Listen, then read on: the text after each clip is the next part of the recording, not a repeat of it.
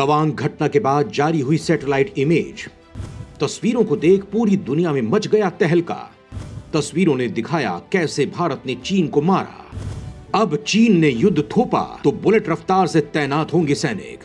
मोदी ने तैयार किया सीमा पर 1748 किलोमीटर मायावी चक्रव्यूह। भारत की सीक्रेट तैयारी देख दुनिया के ताकतवर देश हैरान।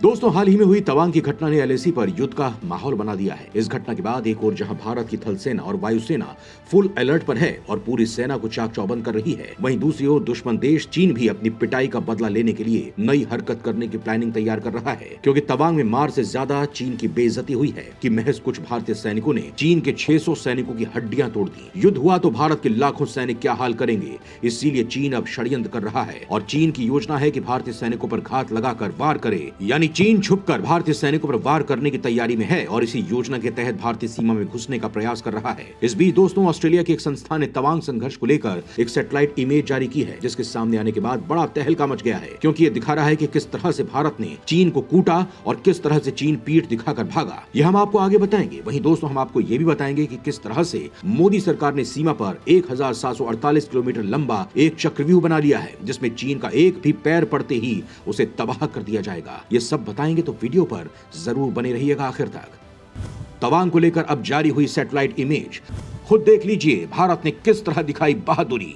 दोस्तों, हाल ही में तवांग में चीनी सैनिकों के घुसने की घटना को लेकर पूरी दुनिया में जमकर प्रचार किया गया कि चीन तवांग में घुसा और भारत को पता भी नहीं चला। यहां तक कि भारत के कुछ लोग भी इसमें इन्वॉल्व थे। राहुल गांधी ने तो यहां तक कह दिया कि चीन ने भारतीय जवानों की पिटाई की, लेकिन भारत के विदेश मंत्री एस जयशंकर ने संसद में उन्हें मुंह तोड़ जवाब दिया। संसद में जयशंकर चीन पर खुलकर बोले। जयशंकर ने कहा कि अगर भारत सरकार उदासीन होती तो चीन बॉर्डर पर सेना को नहीं भेजती, लेकिन इन सभी के बीच एक ऐसा खुलासा हुआ है जो हिंदी चीनी भाई भाई की विचारधारा के साथ चलने वाले लोगों के साथ बाकी पूरी दुनिया को हैरान कर देगा। दरअसल इस घटना की सैटेलाइट इमेज जारी हुई है। दरअसल ऑस्ट्रेलियन स्ट्रेटेजिक पॉलिसी इंस्टीट्यूट नाम के एक संस्थान ने कुछ सैटेलाइट इमेज जारी की हैं। ये सैटेलाइट इमेजेस उन लोगों की नींद उड़ा देगी जो ये बोल रहे हैं कि चीनी सैनिक जब घुसपैठ कर रहे थे तब भारत क्या सो रहा था। इन सैटेलाइट इमेजेस से पता चलता है कि भारत एलएसी की ऊंचाई पर चीन पर कितना हावी है। भारत एलएसी पर चीन को डोमिनेट कर रहा है और चीन से ज्यादा अच्छी पोजीशन पर बैठा हुआ है। ये सभी बातें सैटेलाइट इमेजेस को देखकर साफ तौर पर पता चल रही हैं। सैटेलाइट तस्वीरों से यह भी पता चला है कि भारत ने जबरदस्त तरीके से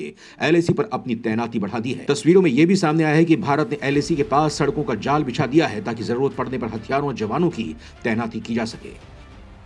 सीमा पर मोदी का सबसे बड़ा प्रोजेक्ट। इस लक्ष्मण रेखा को चीन ने पार किया तो लाखों सैनिकों के साथ राख हो जाएगा चीन। आपको बता दें कि एलएसी के पास तवांग इलाके पर भारत की मजबूत पकड़ है। तवांग इलाका भारत के लिए बेहद महत्वपूर्ण है। ऐतिहासिक रूप से ही तवांग भारत के लिए रणनीतिक रूप से बेहद जरूरी है। तवांग वही इलाका है जहां चीन बार बार घुसपैठ की कोशिश करता आया है। 1962 की जंग के बाद से ही तवांग पर चीन की बुरी नजरें हैं। 1962 की जंग में ही चीन ने तवांग को हासिल करने की पूरी कोशिश की। तवांग वही जगह है जहाँ से तिब्बती धर्मगुरु दलाई लामा सबसे पहले भारत पहुंचे थे। इसी वजह से भारत लगातार इस पूरे इलाके में इंफ्रास्ट्रक्चर को डेवलप कर रहा है। अरुणाचल प्रदेश में एलएसी के पास सड़कों का जाल बिछाने के लिए मोदी सरकार एक बड़ी योजना पर काम कर रही है। भारत अरुणाचल प्रदेश में एक फ्रंटियर हाईवे बना रहा है। इस योजना के तहत 1748 किलोमीटर लंबी 2 लेन सड़क बनाई जाएंगी। ये सड़क भूटान से सटे अरुणाचल प्रदेश के मागो से शुरू होकर म्यांमार की सीमा के पास विजयनगर में खत्म होगी। आपको बता दें कि इस प्रोजेक्ट के पूरा होने के बाद युद्ध जैसे हालातों में सेना टैंकों, भारी हथियार और आधुनिक उपकरणों को मिनटों में चीनी सीमा पर पहुंचाया जा सकता है। यानी यहाँ पर भूल से भी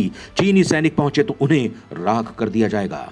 भारत के लिए वरदान साबित होगा यह हाईवे। दोस्तों, अब ये जान लीजिए कि भारत के लिए कितना अहम होने वाला है। NH 913 के रूप में ये फ्रंटियर हाईवे कई मायनों में फायदेमंद साबित होगा। इससे एक तरफ युद्ध की स्थिति में सैनिकों और सैन्य साजो सामान और हथियारों को बहुत जल्द सीमा पर पहुंचाया जा सकेगा, तो दूसरी ओर सीमाई इलाकों से लोगों का पलायन भी रुकेगा जो चीन के डर से ये इलाका खाली कर रहे हैं। ये मोदी सरकार का ड्रीम प्रोजेक्ट है जो बॉम्बडेला से शुरू होकर नाफरा, हुरी और मोनीगोंग से गुजरने वाला है। मोनीगोंग भारत तिब्बत सीमा का सबसे निकटतम इलाका है। NH 913 जिदो और चेनकवेंती से भी गुजरेगा जो चीन बॉर्डर से सबसे करीब के इलाके हैं। फ्रंटियर हाईवे भारत म्यांमार सीमा पर विजयनगर में खत्म हो जाएगा। 1748 किलोमीटर लंबे पूरे फ्रंटियर हाईवे को 9 पैकेज में बांटा गया है। सड़क परिवहन मंत्री नितिन गडकरी ने कहा था कि इस प्रोजेक्ट पर करीब 27,000 करोड़ रुपए की लागत आएगी। हालांकि भारत सरकार ये लागत घटाने की संभावनाएं तलाश रही है। मोदी सरकार के मुताबिक करीब 800 किलोमीटर का गलियारा हरित क्षेत्र होगा, क्योंकि इतनी दूरी में कोई अन्य सड़क नहीं है। इस गलियारे में कुछ पुल और सुरंग भी होंगे। हमने 2024-25 में प्रोजेक्ट से जुड़े सभी कार्यों की स्वीकृति की योजना बना रखी है। निर्माण कार्य पूरा होने में करीब 2 सालों का समय लगेगा। लगेगा। हम जैसे जैसे आगे बढ़ेंगे अलग अलग पैकेज पूरा होते रहेंगे। हालांकि पूरा प्रोजेक्ट 2026-2027 से पूरा होने की उम्मीद है। आपको बता दें कि बॉर्डर इंफ्रास्ट्रक्चर पर शक्ति प्राप्त समिति ने 2016 में पहली बार इस प्रोजेक्ट की सिफारिश सड़क परिवहन और राजमार्ग मंत्रालय से की थी। जुलाई 2018 में गृह मंत्रालय ने निर्धारित इलाकों में कनेक्टिविटी मुहैया कराने को लेकर